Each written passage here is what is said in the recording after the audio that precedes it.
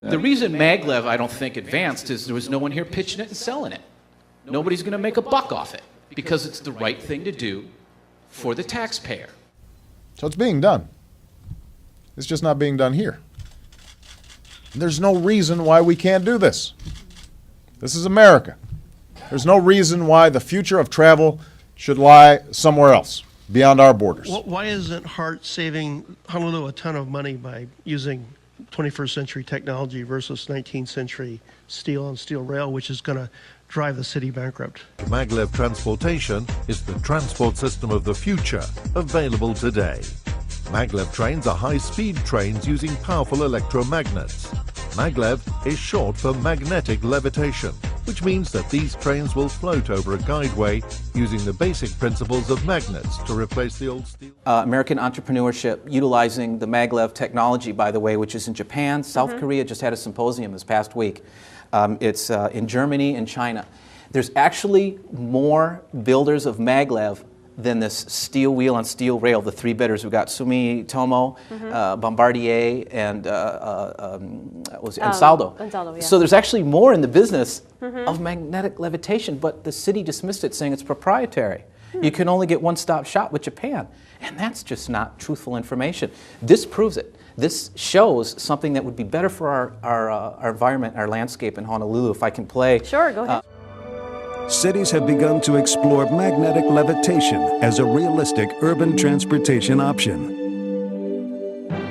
A maglev vehicle can maneuver through buildings, above crowded city streets, and through public parks.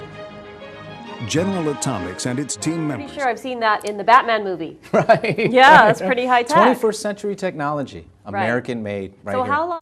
There's no reason why the future of travel should lie somewhere else, beyond our borders. Exclusivamente para o transporte urbano. Desenvolvido pelo Laboratório de Supercondutores da COP, o MAGLEV dispensa rodas e flutua silenciosamente sobre trilhos magnéticos a uma velocidade de 70 km por hora, a mesma do metrô que circula no... You're gonna mortgage our kids? Continue mortgage our kids' future?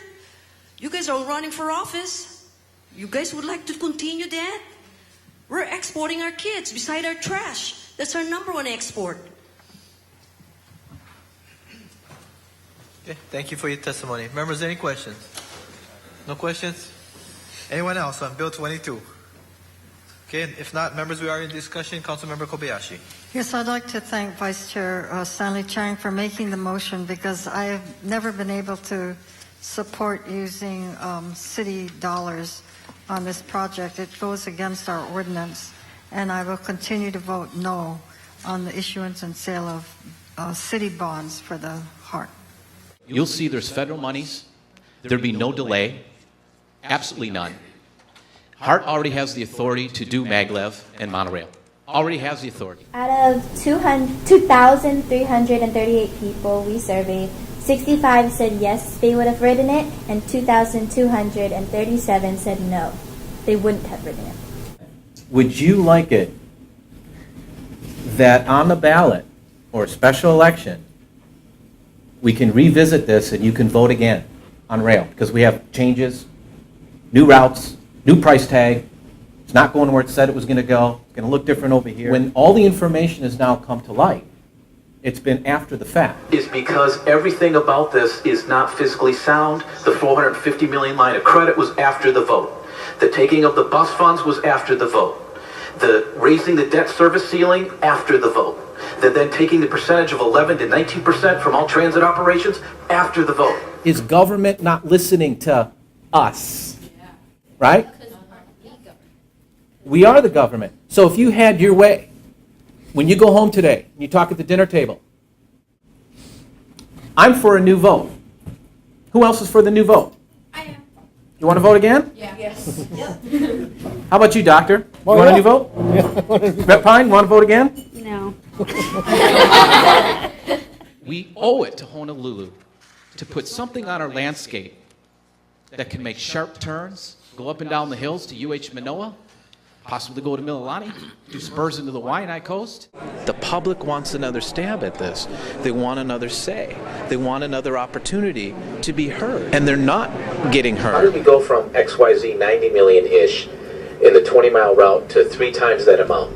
How would you justify that to the taxpayer in your expertise? Government has a tendency to just lowball everything, and then once the project is trapped and once the taxpayers are trapped. When the vote came up, imagine if on the ballot it said, do you want maglev? I'm sure we'd probably have the same results. If the vote said, do you want monorail? We'd probably still have the same results. The fact it said steel wheel and steel rail and nothing else trapped us. It backed us into a corner. There is no accountability of them going 1,000-fold because taxpayers are trapped. Florida is putting in a major maglev, urban maglev system for 1/10 the price of this rail. Honolulu could save a ton of money. They're building a fixed guideway. They haven't put any rail on it. You could convert that to a maglev system and save everybody a ton of money.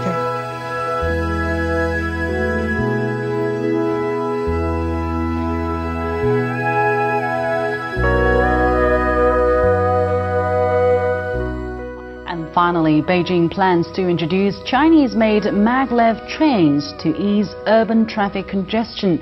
Municipal authorities confirmed the plan Thursday and said the goal is to cut commuting time within the city's 5th Ring Road to 1 hour by 2015.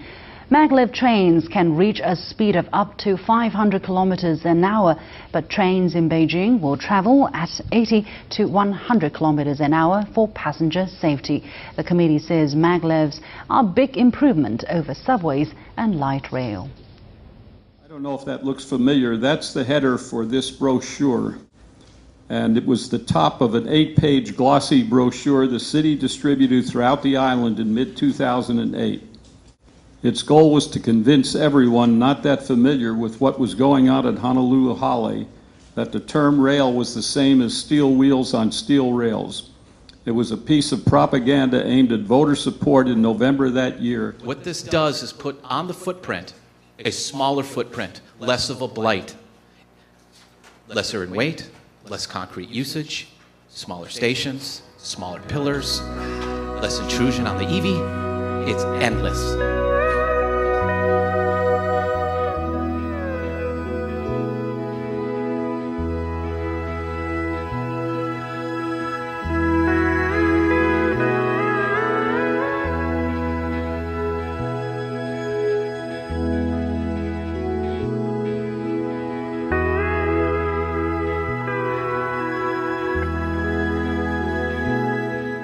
But there should be something in here that says we guarantee there'll be no property tax. None. There will absolutely, once you go down on this, there will be no coming back and raising property taxes. And if you don't know and you're not sure, then this isn't a good deal. If we want to move from recovery to prosperity, then we have to do a little bit more. We also have to build a new foundation for our future growth.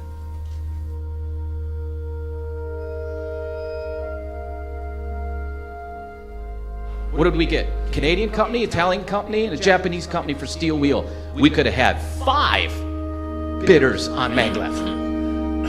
More competition, more competition. Better bang for our buck, and a much 21st century technology.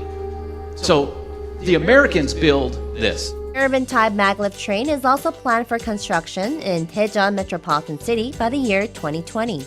With the rise of global interest on maglev trains, Korea's own technology is expected to make a noticeable headway. Federal government gives funds for this, and it was disqualified because it was, quote, proprietary. It is not proprietary.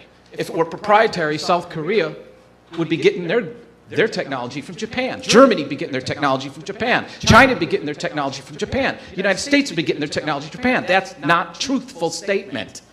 That is a deception on the taxpayer that the only solution was steel wheel and steel rail. And I'm throwing a Hail Mary. The point is that the city's effort in 2008 was deliberately deceptive and attempted to arbitrarily eliminate other technologies accepted by the FTA as rail. There are several forms of rail and the city knew it. However, I am not sure the voters were aware how they were being manipulated.